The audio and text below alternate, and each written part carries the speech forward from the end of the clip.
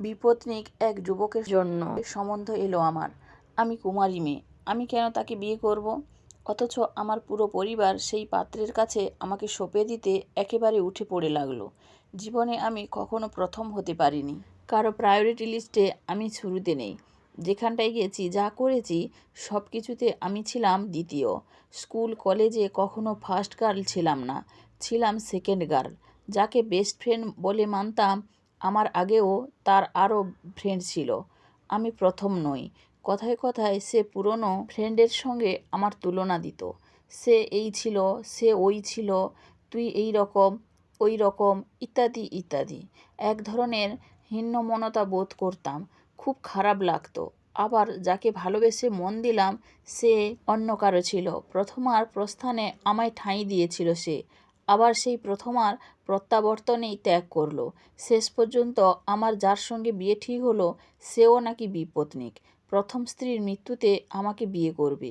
বলুন তো, এ স্থলে আমার প্রতিক্রিয়া কেমন হওয়া উচিত? আমি দেখতে রূপবতী নই, গাত্রবর্ণ কিছুটা শ্যামলা, কেউ কেউ আবার কালো বলেও থাকেন। এই চাপা রঙটার কারণেই আমার বিয়ে নিয়ে পাড়াপড়শি আর আত্মীয় স্বজনের বিরাট চিন্তা। ভালো ঘর থেকে ছেলে না পাবারই সম্ভাবনা। সেখানে মিফতাদের প্রস্তাব বেশ রাজকীয়। সম্বন্ধটা এনেছিলেন আমার বড় মামা। তখন মিফতার প্রথম স্ত্রীর মৃত্যুর 3 বছর পেরিয়েছে। ওদের বিবাহিত জীবনের ব্যাপ্তি ছিল মাস 3। মধুচন্দ্রিমায় কক্সবাজার গিয়ে দুর্বৃত্তদের হাতে মারা যায় ওর বউ। তারপর মিফতা আর বিয়ে করতে চাননি। এতদিনে বহু সাধ্য সাধনা করে ছেলেকে রাজি করিয়েছে তার পরিবার। সেই সম্বন্ধ এলো আমার জন্য।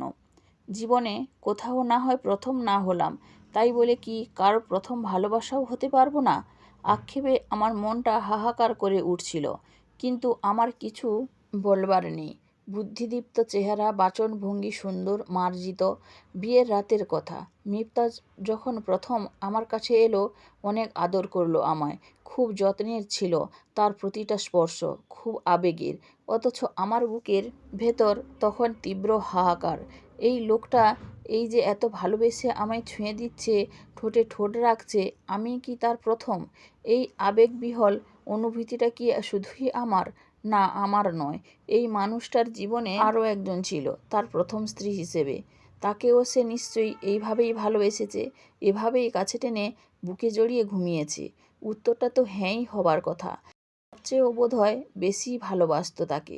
সেজন্যই হয়তো মাস 1.5 স্ত্রীর মায়ায় নিঃসঙ্গ কাটিয়েছে 3টি বছর। সিদ্ধান্ত নিয়েছিল বিয়ে না করবার। মৃতা সেই মেয়েটার, যার শূন্যস্থান পূরণের জন্য আমাকে আনা হয়েছে, তাকে মনে করে আমি হতাশায় ডুবলাম। এ পাওয়া আমার নয়, এ অন্য কারোর। অনাকাঙ্ক্ষিত মৃত্যুকে আলিঙ্গন করে যা দান করে দিয়ে গেছে সেই মেয়েটি। হায়! বউভাতে সাধারণত নতুন বউয়ের সঙ্গে বরের বাড়ির সব আত্মীয় স্বজন দেখা করতে আসে। আমার বেলায়ও এলো অনেকে। মিফতার দাদি আমাকে ছোট বউ বলে সম্বোধন করছিলেন। প্রথমে আমি ততটা আমলে নিইনি। ভেবেছি মিফতার বড় কোনো জ্যাঠাতো বা চাচাতো ভাইয়ের বউকে হয়তো তিনি বড় বউ সম্বোধন করেন। কিন্তু না, পরক্ষণে তিনি যখন বললেন, সারা ছেড়িটা ভালো আছিল, অল্প বয়সেই মইরা গেল, এই সুখের সংসার ছেড়ির কপালে জুটল না, তুমি এখন এই ঘরে আইছো, থাকো, আমার নাতিরে সুখে রাইখো। সারা মিফতার প্রথম স্ত্রীর নাম। কিছুদিন পর আমায় নিয়ে মিফতা তার কোয়ার্টারে চলে এলো। সেখানে এসে আমি অবাক। পুরো ফ্ল্যাট দারুণ সুন্দর করে সাজানো। এটা এতদিন একটা ব্যাচেলার পুরুষের একাকী বাড়ি হিসেবে ছিল তা মনে হয়নি। কি চমৎকার গোছানো! দেখতে দেখতেই আমার মনে হলো, এসব মিফতার প্রথম স্ত্রী সারার কাজ নয় তো? আমার ননদের কাছে শুনেছি, মিফতা বিয়ের পর সারার জন্যে কোয়ার্টারে উঠেছিল, আগে মেসে থাকতো। তাহলে এই ফ্ল্যাট সারারই তো কর্তৃত্ব ছিল। ওই যে ব্যালকনিতে রাখা এরিকা পামের বাহারি টব, দেয়ালে সুন্দর পেইন্টিং, ফার্নিচারের সুন্দর ডেকোরেশন, এসব কি একলা একটা পুরুষ করতে পারে? হঠাৎ করেই নিজেকে খুব ছোট মনে হতে লাগলো।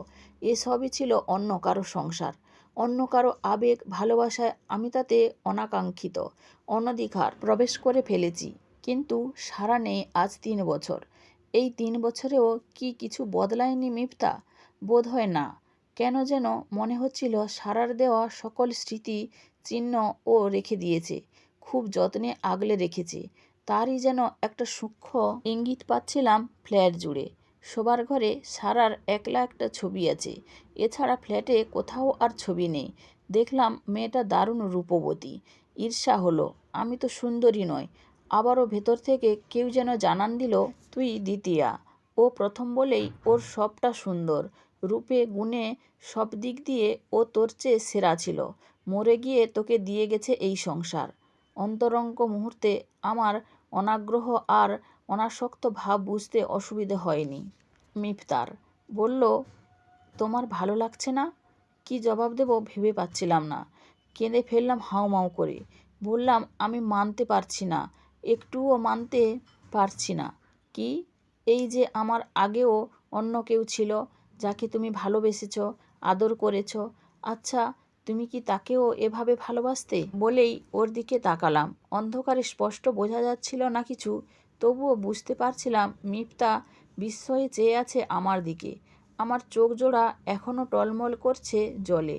আমি যে মানতে পারছি না কিছুতেই। বলো, তাকেও ভালোবাসতে এভাবে? এভাবে চুমু খেতে? এভাবে? এভাবে?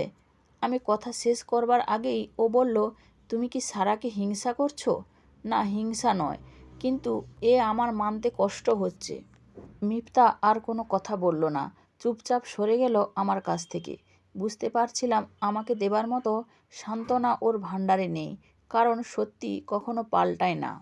আমাকে মানিয়ে নিতে হয়েছিল সব কিছু, যদিও শুরুটা কষ্টের ছিল। সংসার জীবনে প্রায় আমাকে একটা কথা শুনতে হয়েছে, তুমি সারার মতো না, সে অন্যরকম ছিল।